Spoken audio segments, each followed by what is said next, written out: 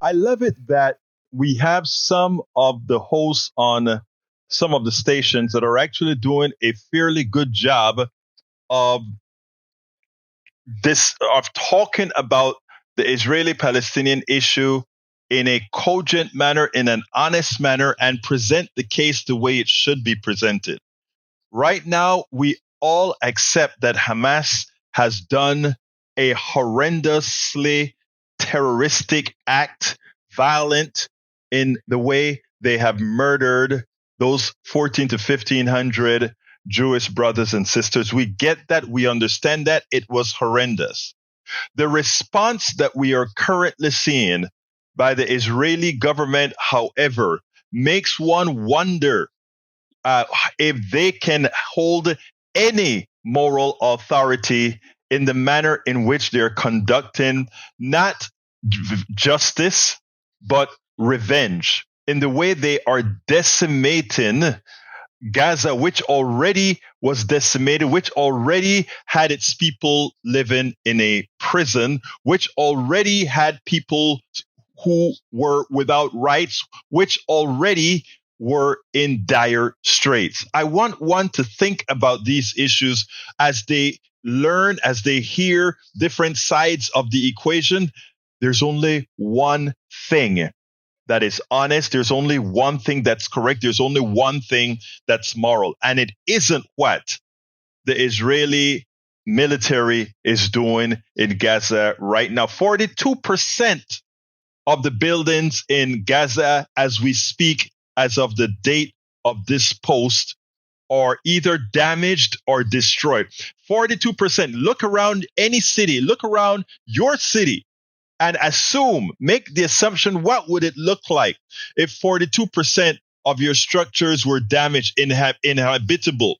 Think about what would it be if you had no flowing water, if you had no electricity for weeks on end, because a terrorist organization from your land came in. Think about that. Think about you having to have collective punishment for something that you didn't do. Well, there are good people in America protesting that America has dragged itself too close to the president of Israel, who is Netanyahu, who for all practical purposes are nothing more than a right-wing evil hack.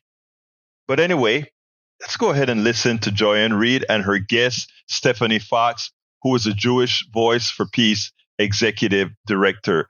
It's great to see moral folks talking about the issue, not from a militaristic, evil point of view, but from a point of view of humanity. Listen to this and then we'll take it on the other side. Well, it's indisputable that Hamas perpetrated a heinous terrorist attack on civilians. The Israeli response and the context of the overall situation in Israel and the occupied territories in Palestine, some 70 years of difficult history, have complexities that aren't as easy to categorize into neat boxes. Hamas doesn't represent all Palestinians or even all Gazans. And there are many Arab Americans who have expressed empathy for the Israeli hostages kidnapped and those who were killed in the October 7 attack. And the Israeli government doesn't represent all Jews around the world or even in Israel.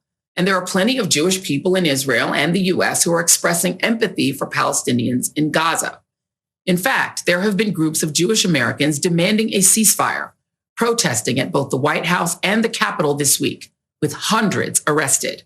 I'm joined now by Stefanie Fox, the executive director of Jewish Voice for Peace, one of the Jewish groups that organized the protests. And so thank you so much for being here, Stefanie. I saw those protests and it was very heartwarming to see just human consideration and care. What prompted your organization to do those protests? Absolutely. Thanks for having me, Joy. This week we brought together 5,000 Jews in a massive demonstration demanding Joe Biden and other American lawmakers tell Israel to implement a ceasefire right now. We believe this is the largest demonstration in history of Jews in solidarity with Palestinians.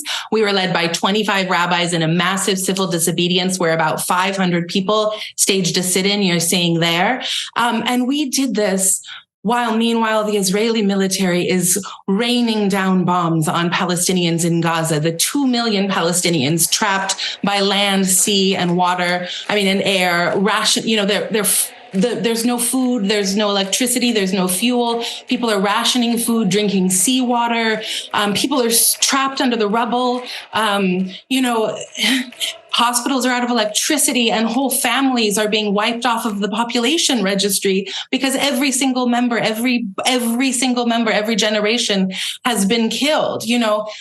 We see beloved Palestinian friends and colleagues in Gaza tweeting with their last few moments of battery life on their phones in English about what's going on, because they understand that we in the US have the power to stop this. It's our government that is pouring billions of dollars into what we really understand as a genocidal war on Palestinians being done with our tax dollars as a Jewish community in our names. And so we showed up to say, no, not in our names, not with our tax dollars. We refuse this, and it's interesting. I don't know if you want to comment on Marjorie Taylor Greene calling your protest an insurrection, but I noted that 300 of your members were arrested that day. That is a very negative context, comparison to the actual insurrection when people were allowed to go home. What do you make of the fact that peace activists were arrested when people who were storming the Capitol were allowed to go home?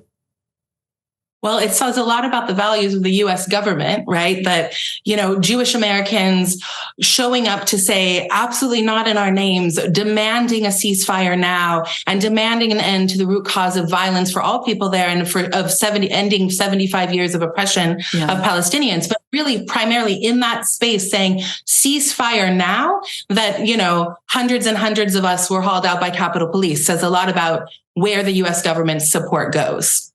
Let's talk about, there are some progressive Jewish folks in this country who say they feel abandoned by the left, that they don't feel supported, that they're, Jewish people still are the number one targets of hate crimes. What do you make of that, of people's feeling that there isn't as much support for Jewish folks who are also scared and grieving?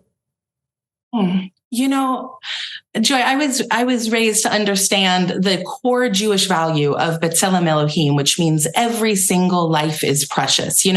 All human beings are made in the image of the divine, and every single life is worth an entire universe. And I was also I think about the core lesson that my great grandma Belle, may her memory be a blessing, taught me, which was that the thing we must learn from the Holocaust is that the world let it happen, and to me, being Jewish in the core of me means that there is no such thing as being a bystander in moments of historic injustice, mass atrocity.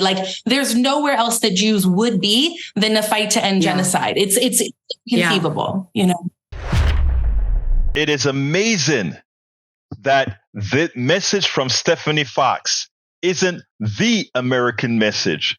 A country who inherently should be in the mode of atonement because of its history, not only with Africans and the Chinese and the indigenous people specifically. Our history dictate that we are humane going forward. We must atone for what we ourselves have done. But instead, what do we do? But join the fold, join the fold, join the fold. Thank you, Stefanie Fox, for actually seeing the light, for telling the truth, for making it, allowing others to join in the fold to do what's right for humanity. We spend a lot of time deconstructing the news, trying to parse it into a form that everybody can understand. We try to find those little nitpicks where it flies above the fray, etc.